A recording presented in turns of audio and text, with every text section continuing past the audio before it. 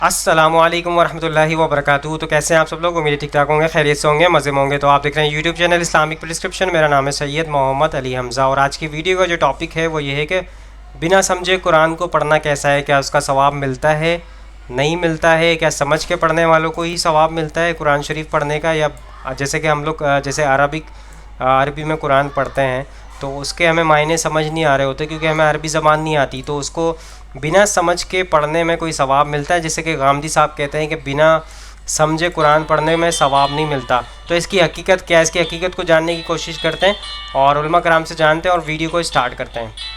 حدیث سے کیا جاتا ہے کہ قرآن مجید کو بے سوچے سمجھے پڑھنے سے بھی اجر اور ثواب ملتا ہے۔ اس کے لیے وہ نبی صلی اللہ علیہ وسلم کی وہ حدیث پیش کرتے ہیں جس میں آپ نے مثال دے کر ارشاد فرمایا کہ اگر کوئی شخص الف لام میم پڑھتا ہے تو اس کے چونکہ 3 حروف ہیں تو 30 نیکیاں اس سے ملیں گی۔ تو اس بے سوچے سمجھے پڑھنے سے جو اجر اور ثواب حاصل ہوتا ہے، کیا یہ بات درست ہے؟ اگر یہ درست نہیں ہے تو پھر اس حدیث کی کیا توضیح کی جا سکتی ہے؟ حدیث کے بارے میں پھر بہت ادب سے گزارش کروں گا کہ حدیث میں ہرگز یہ بات نہیں کہی ہے کہ بے سوچے سمجھے قرآن کو پڑھنے کا کوئی اجر ملتا ہے۔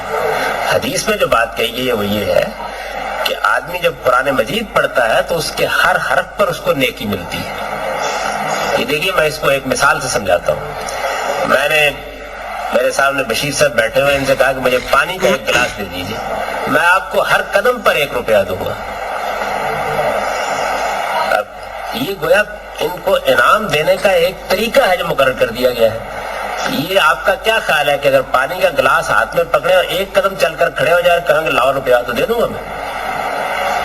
پانی مجھ تک پہنچنا چاہیے نا، تو وہ پانی پہنچنا چاہیے، یعنی جو قرآن مجید کی آیت کا مدعا ہے اس کو سامنے رکھ کر آپ اس کی تلاوت کریں۔ جب آپ تلاوت کریں گے تو ہر حرف پر آپ کو اجر مل جائے گا۔ اس کا مطلب یہ مطلب نہیں ہے کہ آپ بے سوچے سمجھے کہیں گے الف تو آپ کو 10 نیکیاں مل جائیں گی۔ تو پھر تو قرآن پڑھنے کی ضرورت نہیں ہے، بلے شاہ کو پڑھیے، ایک کو الف تیرے درکار علم و بس کریں ہو یار، کوئی ضرورت نہیں ہے کسی اور چیز کی۔ قرآن مجید تو علم اور عقل کو اپیل کرتا ہے اور اس کو اسی کے لحاظ سے پڑھنا۔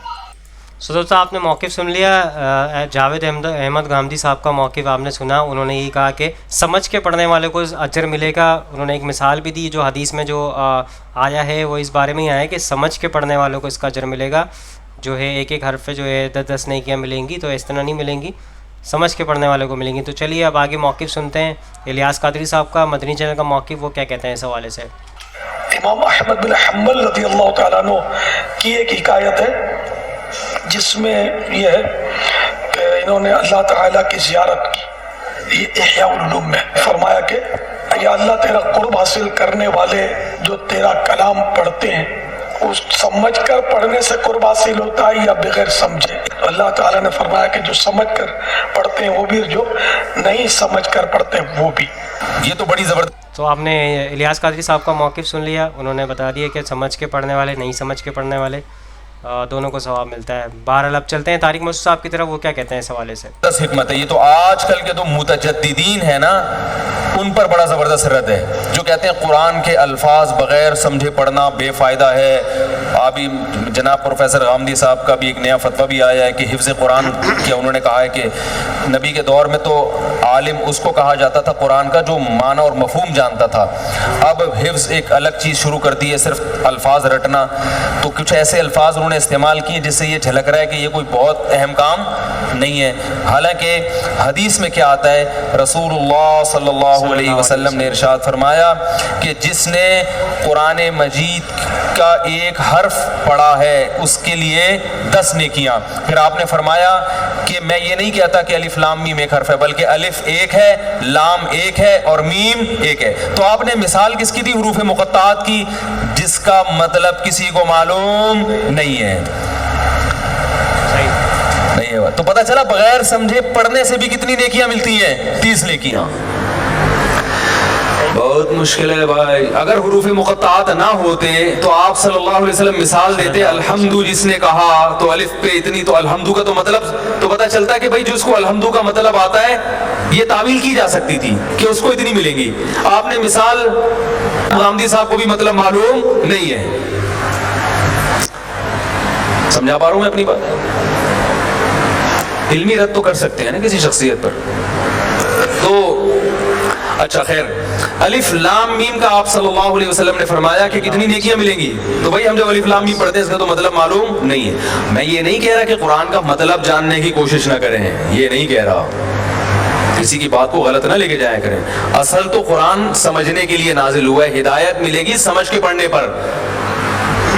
سمجھنے کی کوشش کریں تفاسیر سے، علماء سے، اپنی طرف سے مطلب نہ نکالیں اس کا. جو تفاسیر لکھی گئی ہیں، جو علماء مطلب بیان کرتے ہیں، جو صحابہ تابعین سے چلا آ رہے ہیں مطلب، وہی مطلب ہے، وہی صحیح مطلب ہے.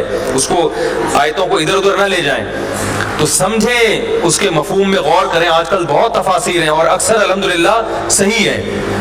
سب سے بہترین تفسیر ابن کثیر ہے، اس کا اردو ترجمہ ملتا ہے، وہ پڑھیں آپ. اردو میں معارف القرآن ہے، بیان القرآن ہے، اور اس طرح کی بہت، مفتی تقی عثمانی صاحب کا بہت آسان ترجمہ بھی آیا ہے، انگلش میں بھی ہے، اردو میں بھی ہے. تو تفاسیر آپ پڑھیں، بہت اچھی طرح قرآن کو سمجھیں. فائدہ تو سمجھ کے پڑھنے سے ہی ہوگا، بغیر سمجھے پڑھنے سے عمل کی توفیق نہیں ملے گی. لیکن یہ نہیں ہے کہ بغیر سمجھے پڑھنا ہی نہیں ہے، یعنی تلاوت ہی چھوڑ دیں اس کی، ایسا نہیں ہے. علماء کہتے ہیں قرآن کی تلاوت کا الگ سے ثواب ہے. سو دوستو، آپ نے طارق موسیٰ صاحب کا موقف سن لیا. انہوں نے کہا کہ ثواب آپ کو ملے گا، آپ دیکھ کے، یعنی کہ آپ سمجھ کے پڑھیں یا نہ سمجھ کے پڑھیں، لیکن سمجھ کے پڑھنا چاہیے آپ کو، کہ سمجھ کے پڑھیں گے تو آپ کو بینیفٹس ہوں گے، اس کے فائدے ہوں گے. تو آپ کے سامنے یہ موقف پیش کر دیا. انہوں نے بھی ایک اختلاف کیا ہے غامدی صاحب کے ساتھ جو ہے مفتی طارق موسیٰ صاحب نے. تو چلیے اب فیض سید صاحب کا موقف سنتے ہیں، وہ کیا کہتے ہیں اس سوال. انسان قرآن کے متن کو پڑھے صرف، اور ایک شخص ہے جو قرآن کے متن کو صرف پڑھتا ہے، اور ایک شخص ہے قرآن کو پڑھتا ہے اور اس کو سمجھتا بھی ہے. تو دونوں میں کیا فرق ہے؟ دونوں کی نیکیوں میں کیا کچھ کمی یا زیادتی ہے؟ دونوں کے اندر کیا فرق ہے؟ دیکھیے، جو شخص قرآن کو پڑھتا ہے صرف، وہ بھی اس کا ثواب اٹھاتا ہے، چونکہ ہر حرف پہ 10 نیکی ہے. لیکن جو شخص قرآن کو سمجھ کر پڑھتا ہے، در حقیقت وہ اس کی حقیقت کی طرف جا رہا ہے، جس لیے قرآن آیا ہے. قرآن اس لیے آیا ہے کہ اس کو سمجھ کے لوگ زندگی میں عمل میں لائے. تو قرآن کا پڑھنا، سمجھنا، اس میں غور و فکر کرنا، اس کو عمل کرنا، اس کو دوسروں تک پہنچانا، یہ اس کے حق ہے. تو جو شخص قرآن پہ کو سمجھتا ہے، در حقیقت وہ اس کے بیس پر جا رہا ہے، اس کے ریالٹی کی طرف جا رہا ہے، اس کو سمجھنے کی طرف جا رہا ہے، جو کہ سمجھنا ہی بیس بنے گا اس کا عمل کرنے کے لیے. تو ظاہر سی بات ہے، جو انسان خالی قرآن پڑھ رہا ہے اس کو بھی اجر ہے. لیکن جو شخص قرآن کو سمجھ کے پڑھ رہا ہے، در حقیقت وہ اس کے ریئل ایسنس کو پا رہا ہے. تو قرآن آیا ہے لوگوں کی ہدایت کے لیے. ہدایت مطلب صراط مستقیم پہ چلانے کے لیے، سیدھا راستہ بتانے کے لیے، اور اس پہ کیسے قائم رہا جائے وہ بتانے کے لیے. اب انسان اگر اس کا معنی نہیں سمجھے گا تو کیسے اس صراط مستقیم پر رہیں گا؟ کہ مثال ایک اپوائنٹمنٹ لیٹر آپ کو آیا ہے. اپوائنٹمنٹ لیٹر سمجھ لیجیے انگلش زبان میں ہے، آپ کو انگلش نہیں آتی، تو کیا خالی اس سے خوش ہونا کافی کہ اپوائنٹمنٹ لیٹر آ گیا، یا اس کو سمجھنا ضروری ہے کہ جانا کب ہے، انٹرویو کب ہے، جاب کب سے جوائن ہوگی، تنخواہ کتنی ملیں گی، چھٹیاں کیا ہے، تفصیلات لینا؟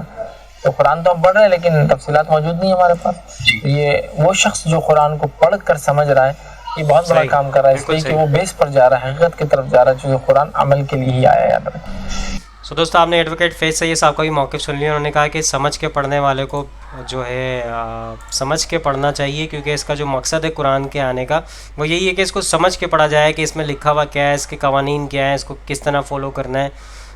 تو یہ انہوں نے آپ کے سامنے پیش کیا. لیکن انہوں نے یہ بھی کہا ساتھ ساتھ کہ آپ کو ہر ایک حرف کے اوپر جو ہے 10 نیکیاں ملیں گی. قرآن شریف ایسے بھی آپ پڑھ سکتے ہیں، لیکن آپ کو سمجھ کے پڑھنا زیادہ آپ کے لیے بہتر ہوگا، کیونکہ آپ کو سمجھ آئیں گی چیزوں کی.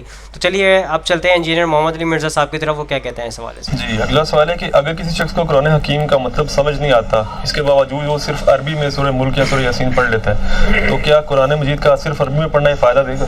فائدہ تو دے گا، لیکن قرآن کا اصل مقصد تلاوت نہیں ہے، اصل مقصد اسے فالو کرنا ہے.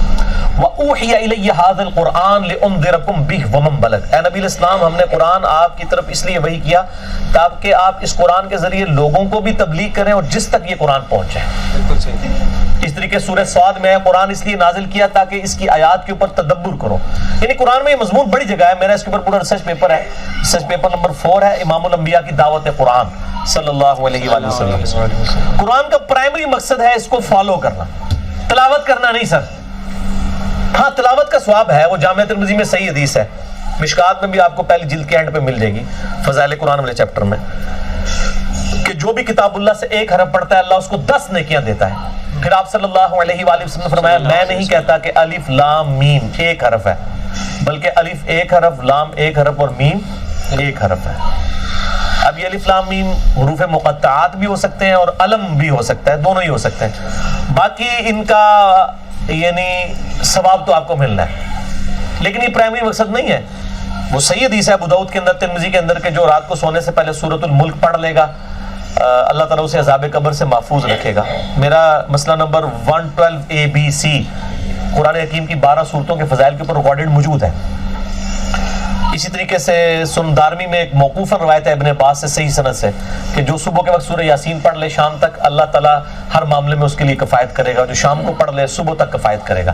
وہ فضائل اپنی جگہ موجود ہیں، لیکن ان کے لیے نہیں. ایک بندہ یعنی سورہ یاسین پڑھ رہا ہے، سورہ ملک پڑھ رہا ہے، سورہ فاتحہ پڑھ کے دم کر رہا ہے، لیکن اس کا عقیدہ ایاک نعبد و ایاک نستعین نہیں ہے، صرف فاتحہ کے دم ہی پر ڈالتا ہے، تو سر دوزخ میں جائے گا نا اگر توحید درست نہ کی. تو قرآن کا اصل مقصد ہے قرآن کے عقائد کے اوپر عمل کرنا، اس کی ترویج کرنا. یہ سائیڈ بینیفٹ ہے. قرآن کی جو بالائی ہے، کریم ہے، وہ قرآن کی تعلیمات ہے. باقی تو سائیڈ بینیفٹ ہے، ثواب بھی ہو جائے گا، ٹھیک ہے. اسی لیے میں کہتا ہوں آپ اعتکاف بیٹھتے ہیں نا، کہنا نہیں میں 10 قرآن مکائے، میں جناب 15 قرآن پڑھ چھڑے. یار 10 صفحے ترجمے کے ساتھ پڑھ لینا جس سے آپ کی زندگی بدل جائے، وہ زیادہ بہتر ہے. تو بال یہ ایکسٹریم رویہ ہے. بعض لوگ جو یہ کہتے ہیں نا کہ جی بغیر ترجمے کے وہ پڑھے گا کوئی فائدہ نہیں ہوگا، وہ بھی غلط کہہ رہے ہیں. ثواب تو ہونا ہے جی، اس میں کوئی شک نہیں ہے، لیکن اصل جو فائدہ تھا وہ نہیں ہوگا. ٹھیک ہے. یہ اسی طریقے سے ہے کہ ایک بندہ ڈرائیونگ کرتے ہوئے زبان سے تو کہہ رہا ہے keep left keep left keep left, اور اسٹیئرنگ اس کا رائٹ کی طرف جا رہا ہے تو ٹھوک ہی دے گا نا سامنے جا کے، اگر وہ پاکستان میں چلا رہا ہے. امریکہ میں تو رائٹ سائڈ پہ چلتی ٹریفک، یہی نہ کو بیچو پاک کاٹ لو رہے. سو دوستو آپ کے سامنے سارے علماء کرام کو موقف پیش کر دیا. انجینئر صاحب نے جو موقف پیش کیا وہ یہی پیش کیا کہ آپ کا جو قرآن شریف کا جو مقصد تھا آنے کا وہ یہی تھا کہ آپ اس کو سمجھ کے اس کے اوپر پورا اتریں، یعنی کہ اس کے جو معاملات ہیں اس کے اوپر فالو کریں اس کو. اور ویسے آپ اگر پڑھتے ہیں تلاوت کے لیے مقصد نہیں تھا، قرآن کو سمجھ کے اس پہ عمل کرنے کا مقصد تھا. لیکن اگر آپ اس کو پڑھتے بھی ہیں تو اس کو ثواب آپ کو مل جائے گا، ہر ایک حرف کے اوپر آپ کو 10 نیکیاں ملیں گی. تو آئی ہوپ آج کی ویڈیو آپ سب کو پسند آئی ہوگی، تو لائک کمنٹ شیئر ضرور کیجیے گا، چینل کو سبسکرائب کر دیں اور اس ویڈیو کو زیادہ تر لوگوں تک شیئر کریں تاکہ حق بات لوگوں تک پہنچے، آپ کی صدقے جارے میں شامل ہو جائیں. انشاءاللہ نئی ویڈیو میں ملاقات ہوگی. یہاں پہ دیجیے اجازت، دعا میں یاد رکھیے گا، اپنا خیال رکھیے گا. اللہ حافظ، فی امان اللہ. اے خدا جس نے کی جستجو مل گیا اس کا تو سب کا تو ہو رہنما.